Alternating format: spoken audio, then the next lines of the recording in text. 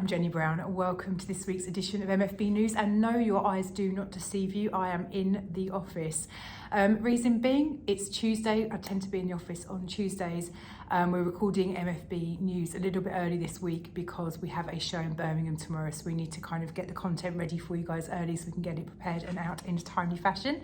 But I hope you're really well. What a difference a bit of sunshine makes to the mood, hey? And actually, it seems like also to the mortgage markets, but more on that to follow. So in terms of what we are going to cover for you today, usual roundup in terms of interest rates, what's been happening there. I promise you guys it's slightly better than it has been in previous weeks, thank goodness. We're going to talk about lender criteria changes, and we're going to talk about actually base rate and the prediction for that going forwards, and then we're going to talk about pets in rentals this week. So, as I alluded to, a slightly better week in terms of swap rate movements. So we currently have 2-year swap rates at 4.473, that was as of 10:30 on Monday evening, and 5-year swaps at 3.950, so circa 0.2% lower than they were this time last week. So, and actually things started to move down at the back end of last week. So we've been at this kind of level consistently for a few days now. So long may that continue. Now it's a bit early to see much in terms of lenders dropping their rates down.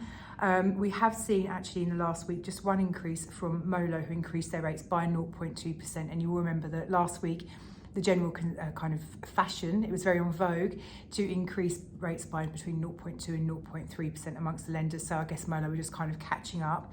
However, what we have seen is Kensington reduce their rates by 0.2% and also reduce their special edition rates by 0.4%. Kensington are definitely a specialist lender, so limited companies, HMOs, multi-units, you can have a fairly chunky number of buy-to-lets in the background, so a solid offering which kind of scoops up many borrowers. Their rates are down. We've seen Fleet Mortgages, also a specialist lender, bring down some of their pricing, and also Landbay have reduced their rates on small HMOs and multi-unit freehold blocks on their 2 and 5-year offering by 0.1%. So all really positive stuff there, apart from obviously Molo, who I think were just late to the party. So are we expecting rates to start coming down? I think the lenders are going to be, because everyone's put their rates up in the last couple of weeks. They're going to be watching the markets now and just seeing whether this slight step down in pricing of circa 0.2%, whether it actually continues. Probably they're going to be waiting for the inflation data to come out and see how the markets react to that and then kind of go from there. So hopefully this time next week we'll have some more positive news in terms of lender pricing. A couple of bits of lending criteria just to update you on. The first two are from lenders who have improved their rental calculations. So first up, Aldermore have improved their rental calculation on loans of over £750,000. Now, Aldermore have not a kind of set in stone rental calculation, because what they do, which is very unique, is when we put into their little online calculator how much the rental income is, if it's say a 5-year fixed rate we're applying for, they're going to factor in actually rental increases over 5 years. So while they do have a kind of baseline calculation, it's not straightforward in terms of the kind of numbers that they're including going forward. So the very key news here is that if you've got a loan of over £750,000, Aldermore can lend more to you now than they could do this time last week. Landbay have also reduced their rental calculation on their like-for-like products on 2-year fixed rates. They're now calculating a pay rate rather than a stress rate. Now, like-for-likes is an interesting one. So like-for-like rental calculations are where someone is doing a remortgage to a new lender, but they're not increasing their borrowing by even 1 penny more than the amount that they currently owe their existing lender. And because of the guidance that's set out by the regulators, lenders are able to offer more flexibility in terms of the rental calculations on like-for-like mortgages than they are on a remortgage where you're doing extra borrowing or on a purchase. Because essentially you already owe the debt, you're already servicing the debt, and therefore one could argue that you're just replacing it with hopefully a new, more competitive rate, so it's cost saving. And therefore lenders are on occasion offering more generous rental calculations on like-for-like mortgages than they do on a standard remortgage or a purchase. Now, these become very complicated, so I think the message is very kind of clear on this one. If you have a remortgage you want to do or a purchase and you want to know how much you can borrow, the simplest thing to do is either A, give us a call and we can do this, the calculations on your behalf, or go and have a play on our calculator on our website, because that's very good and it sort of links into our sourcing system that we use as brokers.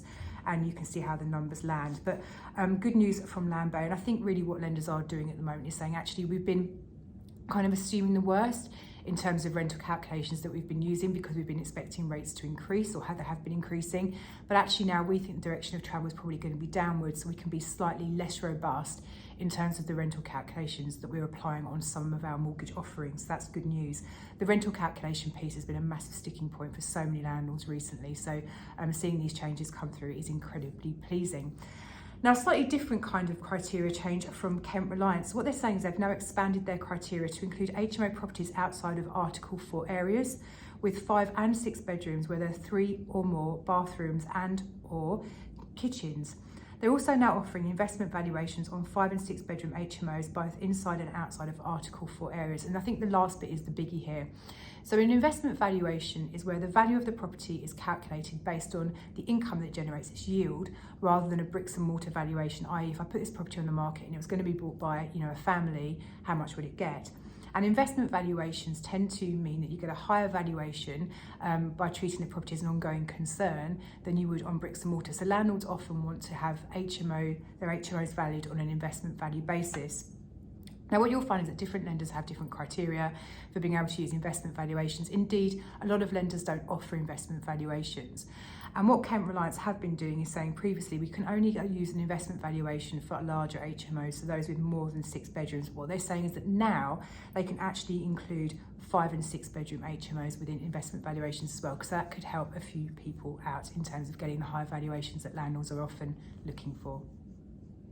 Okay, so it wouldn't be much of a mortgage update if I didn't talk about the MPC's decision to keep base rate at 5.25% last week. Now, these guys got together and voted, and one more person voted in favour of reducing rates than last time. So 7 people voted to keep rates where they were, and 2 voted to reduce them. Now, interest rates have been at 5.25% since August 2023, and many economists are predicting that we are going to see base rate come down later on this year. But when is the big question? I think it's on most people's lips at the moment. So, in its latest meeting, the MPC said that the key indicators of inflation persistence are moderating broadly as expected, although they do remain elevated.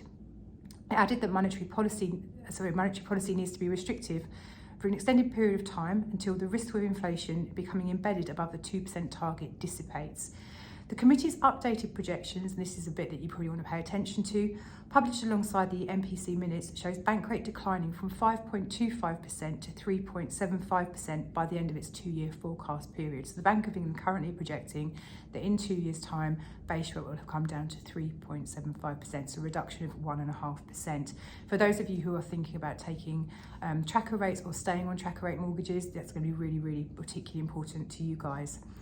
Now, 12-month CPI, or Consumer Price Index, inflation fell to 3.2% in March, down from 3.4% in February. CPI inflation is expected to return to close to the 2% target in the near term, but is to increase slightly in the second half of this year to around 2.5%. CPI inflation is projected to be 1.9% in 2 years' time and 1.6% in 3 years' time. Now, this is the bit that I found quite entertaining, if I'm brutally honest. So the Bank of England's Hugh Pill has said that while we are making satisfactory progress in returning inflation to the target, the time for cutting bank rate remains some way off.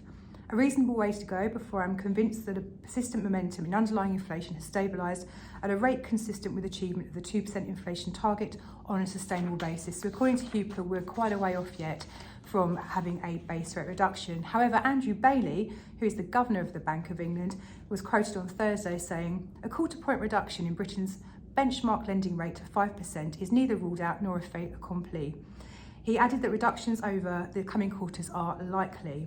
Now, these remarks have left investors betting on an even chance of the first rate cut since the pandemic arriving in June, with near certainty that it's going to come in August. And this marks a big shift in expectations over recent weeks, when investors ratcheted back bets on rapid cuts for the UK after stronger inflation in the US. And that is why, ladies and gentlemen, you have seen swap rates start to ease down in the last few days.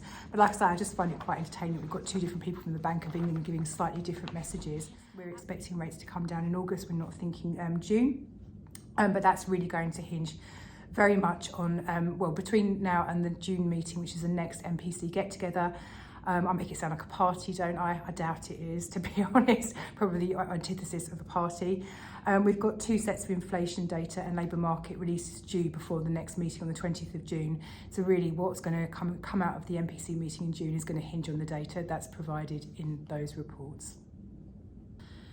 Now moving on to the Renters Reform Bill, I read a report in the week which I found really fascinating, and the reason it is predominantly for me is that I thought that the biggest kind of worry that landlords have in relation to the Renters Reform Bill was the abolishment of Section 21, but apparently actually the thing that have got you most concerned is the change in policy with regards to tenants having pets in properties.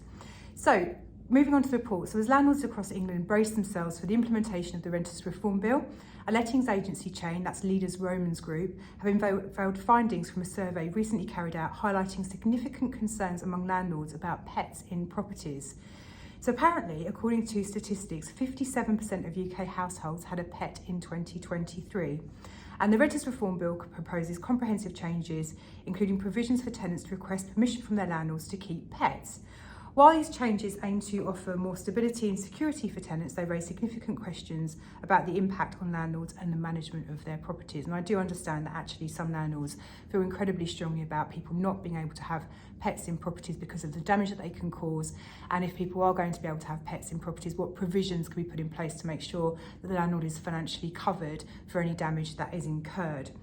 Now, according to this report, 56% of landlords predict negative impacts due to the bill's approach to pet ownership in rental properties. In contrast, only 9.81% of you are seeing this as a positive thing.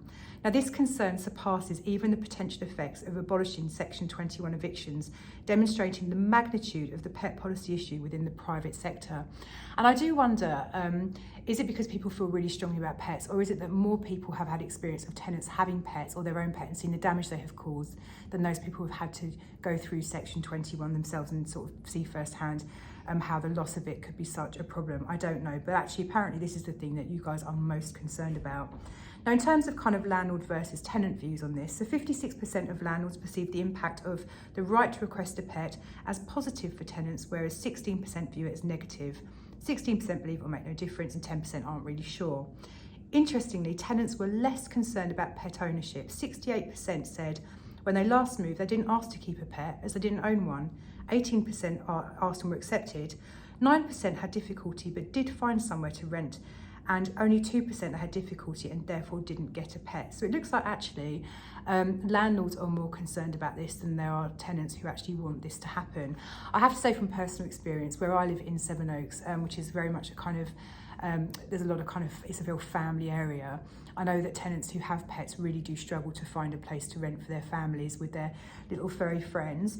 And personally, I've always had a policy that I let people have pets in my buy-to-lets because I'm a pet owner.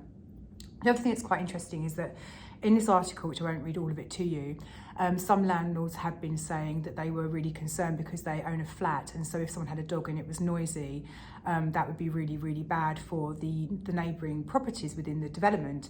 But actually, if there's a legal kind of rule against the property usage in your terms and conditions of your lease, saying you can't keep dogs in the property or any sort of pets, that would then become enforceable under this for your tenants as well. So it's only where you are deliberately not letting a tenant have a pet because you simply don't want them to. But if there's a real reason why, then actually you aren't going to be obliged to let the tenant have pets move in. And we're going to call it there for this week, guys. Thank you so much, as always, for watching. And like I say, I genuinely hope I'm going to be back with some better news next week. We should have some inflation data, I believe, and we'll be able to see how the capital markets have reacted to that, what's going on with swap rates, and hopefully we'll see things start to kind of ebb down a little bit further. But as we all know, these things aren't guaranteed and it can change on a dime, so let's all just keep our fingers and toes crossed. Have a fantastic week. Have a good weekend. I'm not sure what the weather's doing. Hopefully it'll be a repetition of last weekend. It's unlikely though, isn't it? Let's be honest. But we can hope. If you have any questions, we'd love to hear from you. 0345 345 6788. Or as I mentioned earlier, there is loads of information on our website, including some really useful calculators in terms of being able to obtain online quotations, how much you can borrow, all that kind of really useful stuff. Look after yourselves, and I'll see you again same time next week.